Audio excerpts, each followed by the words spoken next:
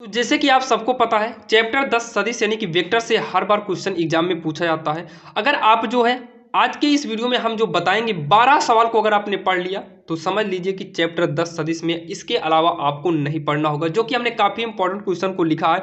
और जितने भी क्वेश्चन लिखे हुए हैं ये एनसीईआरटी पर आधारित है। जैसे कि सबको पता है बोर्ड एग्जाम में जो क्वेश्चन आते हैं वो एनसीईआरटी पर आधारित आते हैं और ज़्यादातर एनसीईआरटी बुक से ही आते हैं। तो ध्यान देना, जितने भी क्वेश्चन लिखे गए सब एनसीईआरटी बुक से आधारित है। बाकी आपके पास अगर बुक होगी तो आप एनसीईआरटी मॉडल से मिला सकते हैं। अगर आपके पास कोई अनसॉल्व होगा आप उसमें भी मिलाइएगा, ऐसे सवालें कई बार एग्जाम में पूछी गई हैं।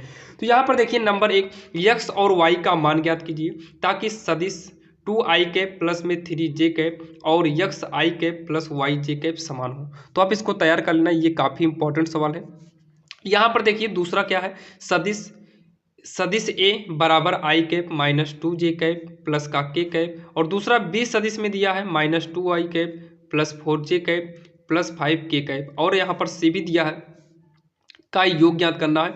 तो यहाँ पर योग लिखेंगे, यहाँ पर सॉल्व डालकर योग सदिश ए प्लस सदिश बी सदिश सी, फिर तीनों को लिखेंगे, आई वाला आई में जोड़ देंगे, जे वाला जे में जोड़ेंगे, के वाला के में जोड़कर आसानी से कर सकते हैं। अब यहाँ पर देखिए दर्शाइए कि सदिश ये जो दिया है और -4i cap plus 6j cap minus 8k cap संरेख हैं। तो संरेख के लिए क्या करना होता है आपको तो अच्छे तरीके से पता है, आप इसको करिएगा, इसको ए मान लेना, इसको सदिश बी मान लेना, उसके बाद आप इसको सॉल्व करके संरेख कर दीजिएगा। बाकी इसका सोल्यूशन जो है आपको जल्द ही मिल जाएगा। बाकी एक बार जो है आप कुछ समय लगेगा, 5 या 10 मिनट लगेगा, आप इसको अच्छे से देख लीजिए आखिर आपको कौन सी सवाल आ रही है, कितनी सवाल आप कर सकते हो, कितनी सवाल नहीं कर सकते हैं। उसके बाद जो है आपको जल्द ही इसका वीडियो यानी कि सोल्यूशन भी मिल जाएगा, जिसकी मदद से आप बिल्कुल आसान भाषा में तैयार कर सकते हैं।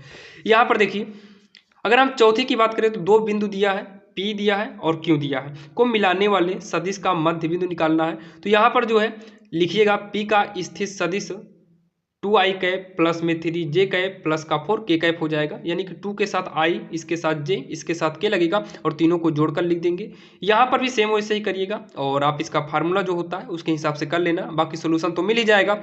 पांचवा दिया है, दर्शाइए कि बिंदु ए बी और सी जिसके सदिश क्रमशः सदिश ए दिया है, सदिश बी दिया है और सदिश का सी दिया है, और आपसे पूछा है कि समकोण त्रिभुज के शीर्षों को निर्माण करते हैं। ये आपको सिद्ध करना है कि ये जो है समकोण का यानी कि समकोण त्रिभुज बनाते हैं। तो आशा करता हूँ ये वाली सवाल आपको आती होगी, अगर नहीं आती है तो कोई बात नहीं, आप इसको देखे रहिए, नोट कर लीजिए और आपको इसका वीडियो सोल्यूशन वाला जल्द ही मिलेगा। यहाँ पर देखिए सदिश दिया है, एक ये दिया है और दूसरा सदिश ये दिया है, इसके बीच का कोण निकालना है तो इसको सदिश ए मान लीजिए और इसे सदिश बी मान लीजिए और कोण वाला फार्मूला यूज कर लीजिएगा, आपको आसानी से आ जाएगा। उसके बाद क्या बोला है, सदिश I cap plus 3j cap plus 7k cap का सदिश इतने पर प्रक्षेप ज्ञात कीजिए, यानी कि ये 7वीं सवाल है। तो ये भी काफ़ी इंपॉर्टेंट है, प्रक्षेप भी पूछता है और जब भी पूछता है तो 2 नंबर या 3 नंबर का क्वेश्चन आता है, 2 का या तो 1 का आएगा, क्योंकि 3 नंबर का एग्जाम में तो क्वेश्चन पूछा नहीं जाता। और बाकी ये सवाल ज़्यादा बड़ी नहीं है, छोटी सी है, इसको कर लीजिएगा। तो चलिए हम आगे देखते हैं आखिर और कौन से इंपॉर्टेंट क्वेश्चन है। अब यहाँ पर देखिए ये सभी क्वेश्चन जितने आप बताने वाले हैं 7 से लेकर ये सभी 5 नंबर से भी ज़्यादा के क्वेश्चन हैं। देखिए कभी कभी कोई क्वेश्चन 5 नंबर का भी आता है और वही क्वेश्चन कभी कभी 8 नंबर का भी आता है। कई बार ये देखा गया है कि वही क्वेश्चन 5 का भी 8 का भी आता है।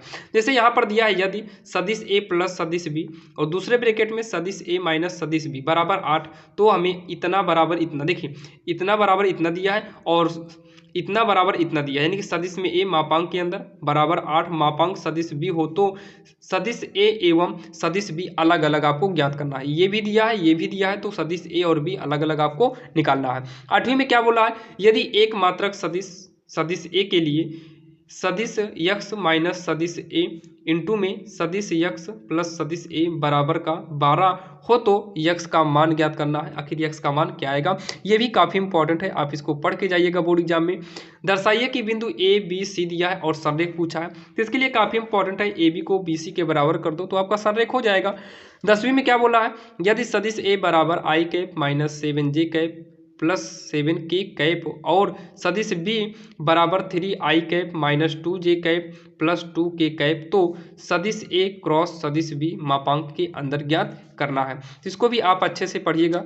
दर्शाइए कि ये जो सवाल दिया है इसको भी आप पढ़ के जाना, इसे सिद्ध करना है और यहाँ पर लेमडा और म्यू का मान निकालना है इसमें से, जो कि काफ़ी इंपॉर्टेंट है। लेमडा और यू का मान तो निकालना आपको आता है, अगर नहीं आता है तो सोल्यूशन आपको जल्दी आएगा।